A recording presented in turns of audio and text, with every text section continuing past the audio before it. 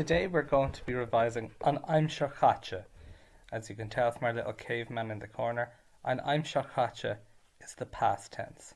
Nuair atá míad ag caint faoin Aimsir Chaite, tá míad ag caint faoi rudaí ar nós. Inné, yesterday. A rare, last night. An tachtan seo chaite, last week. An bhliain seo chaite, last year. An luan seo chaite, last Monday. Seachtain ó shin, a week ago. Me ó shin, a month ago. Bliain ó shin, a year ago.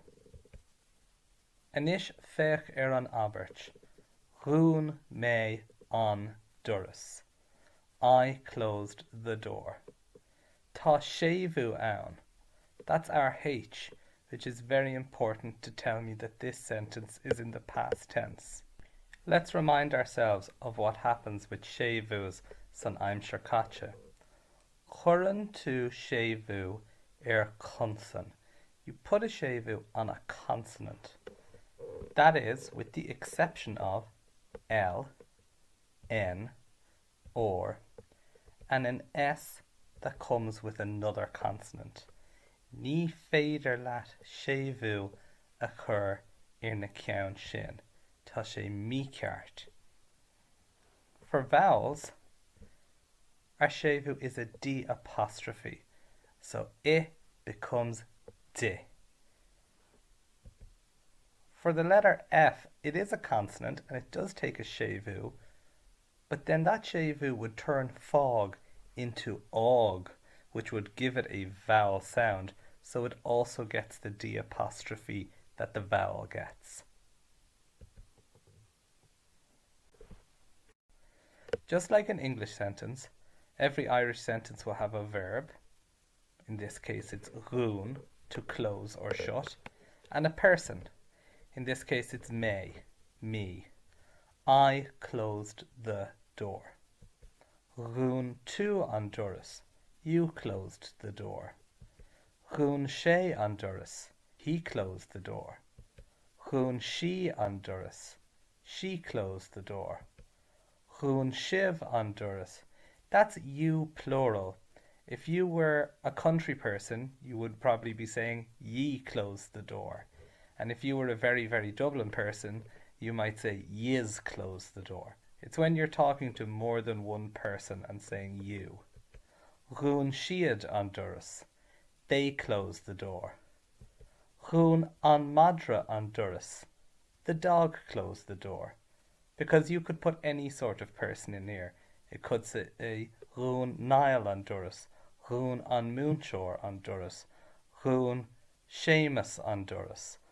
Rún Anna an doras. Now, which one were we missing? We were missing we, which in Irish we can say is shin or mwidge. We closed the door. The reason we're missing this one is because in most dialects of Irish, instead of using a separate word for we change the ending of our verb, rún, to include a new ending that means we. And it looks like this. Rúnamur an doras.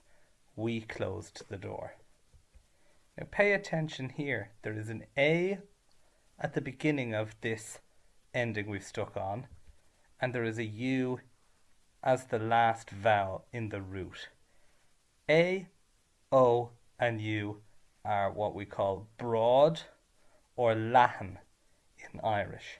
And if we have a Latin vowel in our root verb, then our ending has to match with a Latin vowel.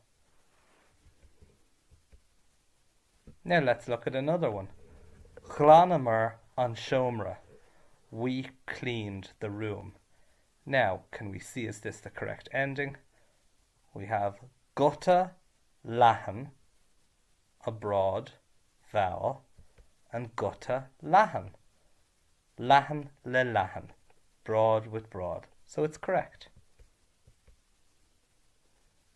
Now, féachar an ceann seo. Dólamar an banya. We drank the milk. Arís, tá guta leathan an seo, agus guta leathan an seo. Leathan le leathan, tá sé ceart go leor. Inis, féachar an ceann sin. Chahamar an líothróid. We threw the ball. Tá guta leathan an seo, ach féachar seo. Ní sin guta leathan. Sin guta quail. E and I are narrow vowels, agus ní féidir linn guta quail a chur le guta leathan. Tá sé mícheart.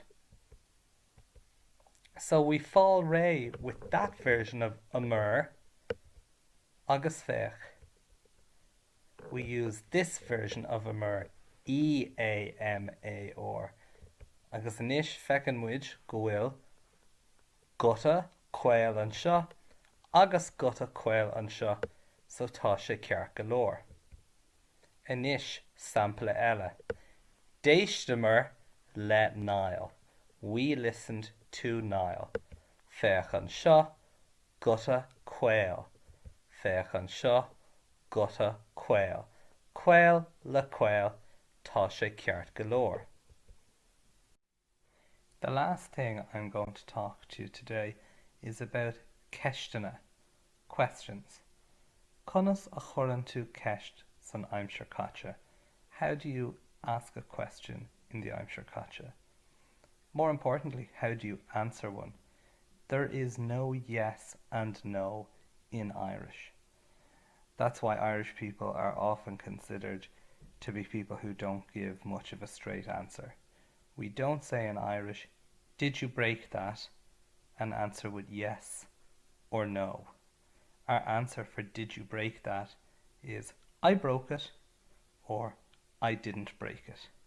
Féach ar an ceann seo. Bhris tú.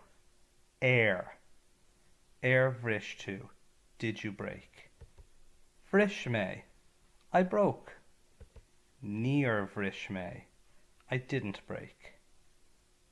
Féach ar an ceann seo. Dhún tú. Did you close? Dhún tú. Did you close? Dhún mé. I closed. Níor dhún mé. I didn't close. Agus an ceann dearnach. Ól tú. Did you drink? Dól mé. I drank. Níor ól mé. I didn't drink. Okay, now for a quick recap. So I've divided our bríothra, our verbs, into leathan, broad, sin, an elephant, agus féachar an picture den flamingo, sin na bríothra quail, the narrow verbs. So an seo, dhún mé, dhún tú, dhún sé, dhún sí, dhún sibh, dhún siad, ach dhúna mur, we closed.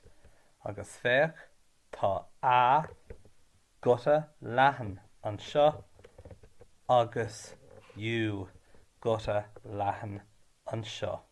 Leathan le leathan. Sin bríothar quail, cha mé, tú, sé, sí, sibh, siad, ach chahamur, we threw, we wore, or we spent. Agus féach, sin guta quail, agus I guta quail. Quail le quail, sin ceart. So I hope that made sense. An tain ceann chun cuimhnú air. The main thing to remember, quail le quail, leathan le leathan.